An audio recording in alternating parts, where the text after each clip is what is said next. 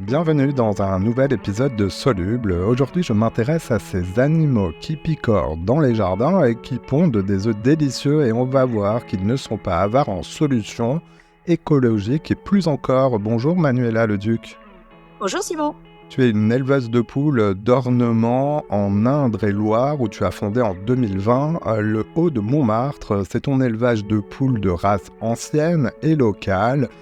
Mais elles sont menacées. Avec toi, on va tenter de tout savoir des atouts de ces gallinacés, de ces oiseaux sur pattes, stars des jardins. Mais d'abord, Manuela, tu le sais, ici, on veut toujours tout connaître du parcours de l'invité avant de détailler le sujet de l'épisode, avant de te consacrer, toi, à tes poules, comme tu les appelles, tes poulettes. Tu étais notaire. Comment es-tu passé du notariat à l'élevage de poules ? C'est plutôt comment je suis devenue notaire, en fait, la vraie question. Pour moi, c'est un vrai retour aux sources. En fait, mes grands-parents étaient maraîchers d'un côté, fermiers de l'autre.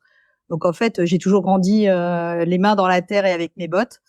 Et ça me passionnait, mais j'avais peut-être pas encore tous les enjeux. Quand on est gamin, voilà, on en profite. Et puis voilà, la vie a fait que j'ai fait mes études, que je suis devenue notaire. Mais je crois qu'il fallait que je revienne à mes racines et ça me manquait. Ça te manquait. Alors, d'ailleurs, avant de lancer ton élevage, tu avais cet attrait pour les animaux et cette passion, mais tu étais déjà engagé aux côtés des poules. Voilà, je n'ai pas découvert les poules avec l'élevage dans la mesure où, voilà, j'en avais eu gamine. Mais un jour, on m'a offert un bouquin, l'Atlas des poules. Et là, quand j'ai vu les différentes, toutes les variétés, toutes les races, toutes les espèces, les formes, les coloris, je suis tombée dedans comme on tombe dans le pot de confiture et je me suis dit non, c'est pas possible, ça me plaît. Donc j'ai commencé par des races que je trouvais par chez moi, à élever à titre amateur.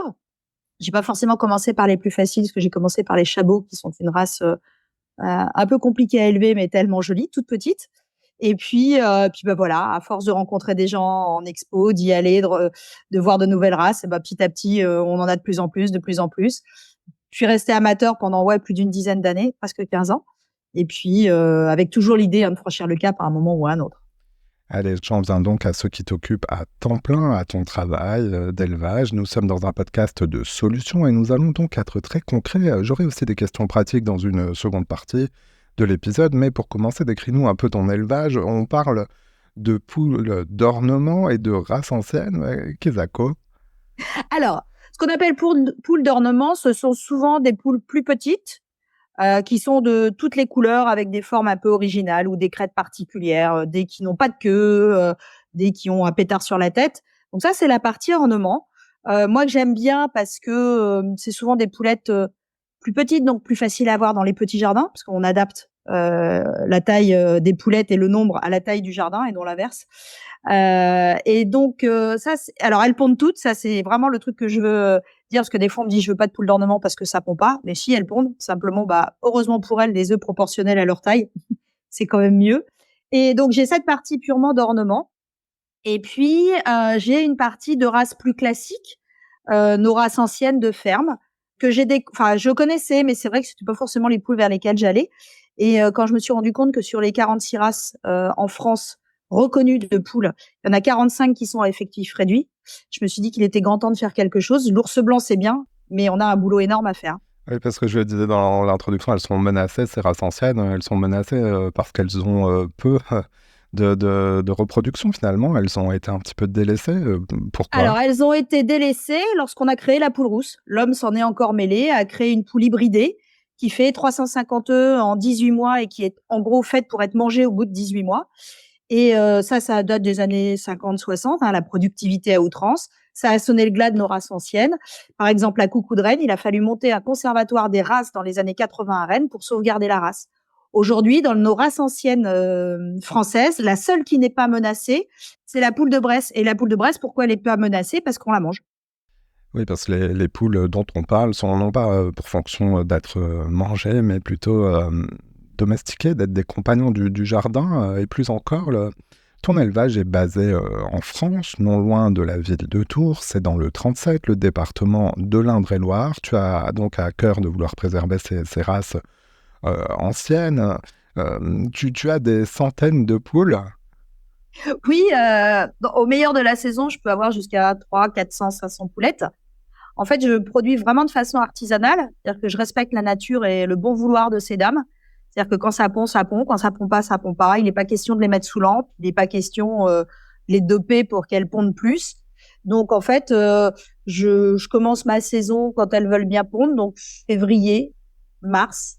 Ensuite, par contre, je ramasse mes œufs parce que sinon, c'est trop compliqué pour gérer les éclosions dehors parce que les petits s'échappent, ils se font manger par les prédateurs et tout. Donc, je récupère mes œufs que je note tous les jours en mettant le nom de la race et la date de ponte. Je mets en couveuse et ensuite, une fois que c'est éclos, je vends grosso modo à 3 mois quand les poulettes sont sexables, quand on sait que si c'est coq ou poule et qu'elles sont vraiment totalement autonomes pour partir dans leur nouvelle maison. Je me suis rendu compte que les Français sont particulièrement adeptes de la consommation d'œufs et adeptes aussi des poules. Quelques chiffres, chaque Français a consommé en moyenne 224 œufs en 2023, des œufs du commerce, mais aussi dans les préparations. Près de la moitié de ces 224 œufs ont été achetés tels quels. On les appelle des œufs coquilles. Et si c'est une tradition ancienne, il semble bien que l'adoption de poulettes connaît elle aussi un regain d'intérêt depuis quelques années. 10% des Français élèvent des poules. Alors sur ton terrain, sur le terrain, est-ce que tu constates ce nouvel attrait et quelles en seraient les raisons selon toi? Alors oui, je le constate tous les jours et ça, je suis ravie. Déjà, première chose que je constate, c'est déjà que les gens sont curieux. Et quand ils m'appellent, voilà, pour me parler de poules rousses et que je leur dis que j'en fais pas et que je leur explique pourquoi et qu'à côté de ça, en prenant des races anciennes, on peut sauvegarder la biodiversité. J'aime beaucoup parce que j'ai très très peu de gens qui me disent non non, moi je veux de la pondeuse. Donc il y a déjà une vraie prise de conscience sur le fait que ok, une poule ça fait des œufs, mais qu'en plus de faire des œufs, on peut faire une bonne action et chacun contribuer au maintien de la biodiversité. Donc ça c'est génial. Deuxième point que je constate, c'est que les gens, ou au moins ma clientèle, ont un vrai souci du bien-être animal. C'est-à-dire que vraiment, quand on en discute, moi, je demande toujours aux gens qu'est-ce que vous avez comme surface à leur accorder, quelle est la taille du poulailler, est-ce que vous avez déjà des poules, et ensuite on adapte. Et ça, je trouve ça sympa parce que les gens sont à l'écoute. Intégrer une poule toute seule, intégrer une poule naine toute seule au milieu d'un groupe de 6 grosses poules, c'est perdu d'avance, elle va se faire massacrer par ses copines. Donc les gens sont très à l'écoute et sont très curieux. Et ensuite, ce que je trouve génial, c'est que parfois, on a des gens qui débutent, qui savent pas trop, mais qui sont vraiment soucieux de bien faire. Moi, je les accompagne aussi au fur et à mesure de l'adoption et de l'intégration chez eux. Et très souvent, ce sont des gens qui me disent, bon, bah, j'en prends 2, et puis qui, 6 mois après, me rappellent en disant, j'en prends 2 autres. Et là, je me dis que j'ai rempli ma mission parce que la sensibilisation est faite et que c'est quand même vachement mieux d'aller ramasser ses œufs dans le pondoir que de les acheter en grande surface, quoi. Oui, alors qui dit poule dit œuf, les poules d'ornement en produisent donc bien, tu l'as rappelé. À quoi s'attendre en termes de production Alors, je rebondis sur ce que tu disais tout à l'heure. C'est intéressant de savoir que les gens, que chacun de nous mange 224 œufs par an sur des poules traditionnelles de ferme. C'est grosso modo ce qu'elles font par an. C'est-à-dire qu'on va passer de la poule naine d'ornement, alors les toutes petites qui vont faire 100, 150 œufs par an, des un peu plus grosses au 180, et nos races classiques de ferme autour de 200, 250. La différence avec la poule rose dont on parlait tout à l'heure, c'est que ces poulettes-là, elles vont faire cette production-là pendant 4-5 ans. C'est-à-dire qu'elles vont pondre progressivement au début, ça va se maintenir pendant 2, 3 ans, 4 ans, et ça va baisser progressivement. Donc oui, elles ne font pas 380 œufs ou 350 œufs par an comme une poule trafiquée, sauf que la poule trafiquée, quand elle a mangé son capital, elle peut plus en faire. Et alors que nos poules, on va les avoir sur une durée beaucoup plus longue. Des poules qui ne sont pas trafiquées. Alors elles sont des alliés d'un mode de vie plus écologique. Quels sont leurs principaux atouts dans la vie d'une maison, par exemple? C'est un vrai couteau suisse, la poule. Donc on a dit, ça fait des œufs, ça mange les déchets de table. Aujourd'hui, quand on voit le gaspillage alimentaire qui existe, grosso modo, on dit que chaque Français gaspille 150 kilos de déchets alimentaires par an. Grosso modo, c'est ce que mange une poule. Donc déjà, je trouve que le cercle est très vertueux. Ensuite, bah, bien sûr, les fientes, toute la litière des poulettes, ça va dans votre jardin. C'est pas non plus l'ennemi du compost parce que parfois on me dit ah non mais si j'ai des poules je pourrais plus rien mettre dans le compost. Mais bien sûr que si. Les poulettes, ce qu'elles aiment, c'est les restes de table. Elles sont gourmandes. Par contre, toutes vos épluchures, ça va beaucoup moins les botter. Et ben autant mettre les épluchures dans le compost, donner les restes de table aux poulettes. Et enfin, accessoirement, la poule, qu'est-ce qu'elle fait toute la journée? Elle gratouille. Elle nettoie votre jardin, des petits parasites. Quand on a des arbres fruitiers, bah, elles vont manger éventuellement les bestioles. Elles peuvent manger aussi les frelons asiatiques quand ils sont en stagnation devant les ruches. Non, c'est un vrai couteau suisse, la poulette. Alors je me demande si on peut parler d'animaux de compagnie au sujet des poules, tu vas nous dire, mais ce qui est certain, c'est qu'elles sont domestiquées et semblent avoir d'autres atouts que les atouts écologiques, des atouts sociaux, Ah ouais. sociétaux même parfois pour le lien social, si je peux dire. D'ailleurs, tu le constates aussi en travaillant avec des établissements pour personnes âgées, des écoles ou des entreprises. Quels sont ces bénéfices observés par l'adoption de poules dans des lieux comme ça? Alors déjà, ce que je trouve génial, c'est que bien sûr, c'est du vivant. Donc, en fait, la nature vous rend ce que vous lui donnez. Donc, si vous passez du temps avec, il n'y a pas de raison qu'elle ne soit pas sympa. Après, voilà, ça reste du vivant. Elles ont chacune leur caractère et leur personnalité. C'est aussi ce qui est sympa. Et on peut en effet avoir des vraies races qui sont très proches de l'homme. La Rocana, c'est une commère qui vient regarder tout ce que vous faites. La Padoue, elle se laisse attraper parce qu'elle aime bien être dans les bras des enfants dans les familles. Et voilà, que ce soit dans les écoles ou les maisons de retraite, le lien est génial parce que déjà ça fait, alors notamment pour les résidents seniors, ça fait une sortie pour les résidents. C'est aussi un moyen de leur donner des tâches et des responsabilités. Je vois la maison de retraite avec laquelle je bosse. Il y a un résident qui est chargé de regarder le niveau d'alimentation, l'autre qui est chargé de leur donner les restes de table. Voilà, on fait des ateliers autour des poulettes où j'emmène des grains et puis il faut retrouver la nature des grains. Il y a tellement c'est un super vecteur de communication pour les enfants. Moi, je trouve ça génial. Je suis intervenue il y a pas très longtemps dans une école. Quand il faut expliquer la biodiversité, la perte de biodiversité, c'est compliqué pour des petits. Déjà, on se rend compte qu'ils sont très sensibilisés, donc ça, c'est génial. Et quand on leur explique que les poules en France, c'est comme l'ours blanc, il y en a de moins en moins et qu'il faut les sauver, la prise de conscience, elle est géniale. Enfin, quand on voit des petits bouts vous dire ah ben oui, mais alors nous, on peut faire quelque chose pour sauver les poules. Moi, je trouve ça génial. Et en entreprise, c'est aussi un super moyen de mettre en place les démarches RSE. C'est-à-dire que ça paraît, la démarche RSE, surtout sur le pilier environnemental de l'entreprise, pour beaucoup, c'est une usine à gaz. Ça semble être, déjà, tout le monde ne se sent pas concerné. Ça semble être très difficile à mettre en place et puis peut-être pas forcément utile. Et soit par des ateliers, soit par des team building, on se rend compte que la poule, c'est un super vecteur de prise de conscience de biodiversité et notamment, par exemple, dans les entreprises où il y a des cantines. Et là, ça joue le jeu de la réduction des déchets, du développement durable. Prise de conscience et initiation d'actions locales chez soi, dans son entreprise ou dans ses résidences seniors.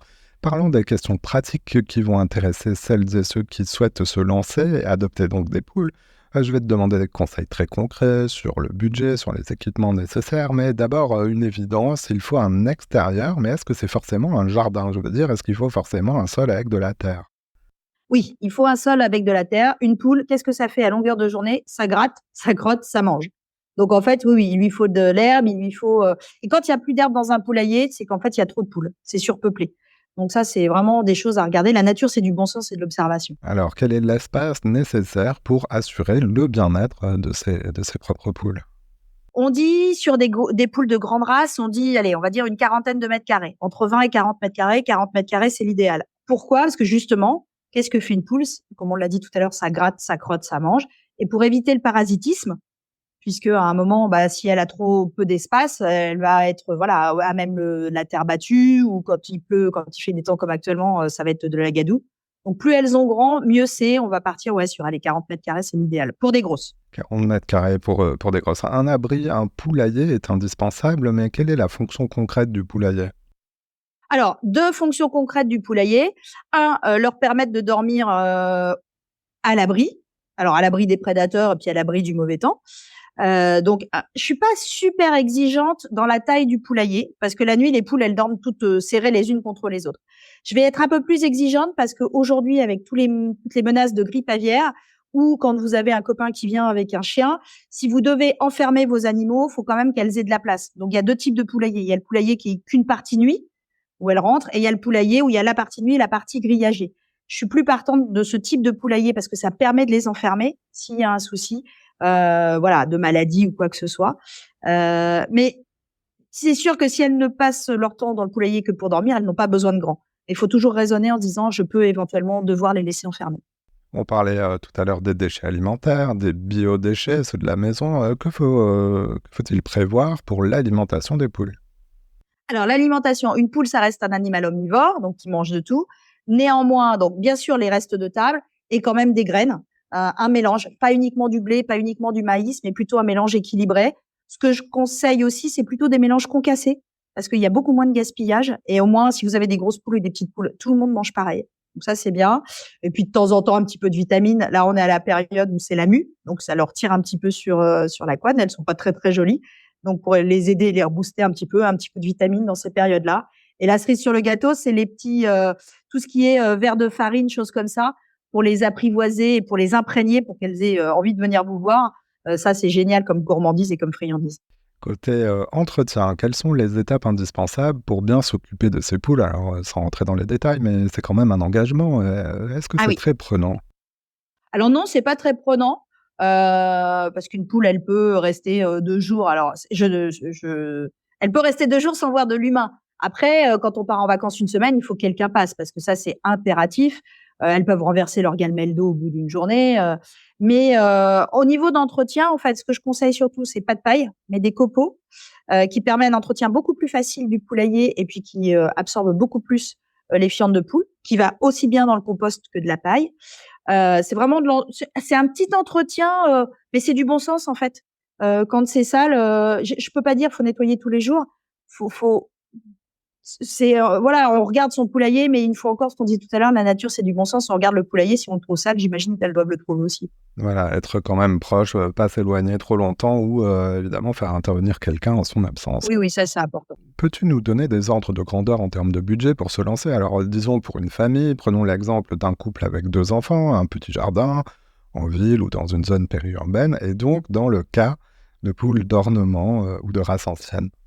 Donc moi, dans mes tarifs de poule, je suis entre une trentaine d'euros pour les races classiques, jusqu'à 60 euros pour les plus chères, qui sont les Brahma, parce que c'est des poules, moi je vends mes poules à partir de 3 mois. Sauf que la Brahma, pour que ça ressemble à quelque chose, faut les vendre à 6 mois, parce que c'est une très grosse poule qui met beaucoup de temps à grandir.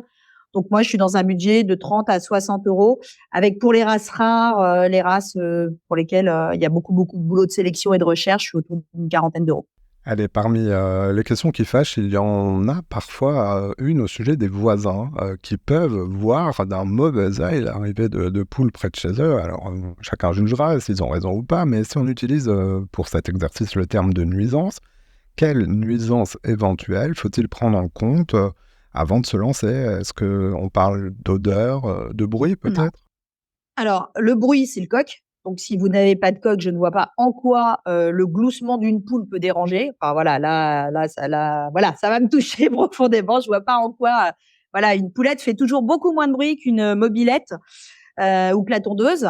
Donc, voilà, le bruit, ça peut être ça. Et de même que les odeurs, si c'est pas surpeuplé, si c'est entretenu, il n'y a pas d'odeur. Enfin, c'est vraiment quand on en vient à des nuisances de ce type-là, c'est que le bien-être de l'animal n'est pas assuré.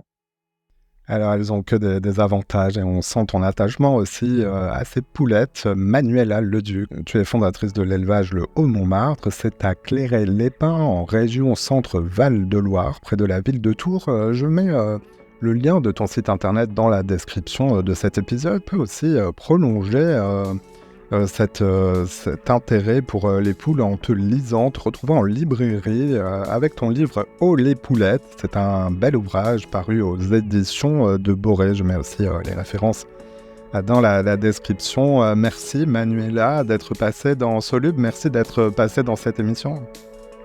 Merci Simon, c'était un plaisir. Voilà, c'est la fin de cet épisode. Si vous l'avez aimé, notez-le, partagez-le et parlez-en autour de vous.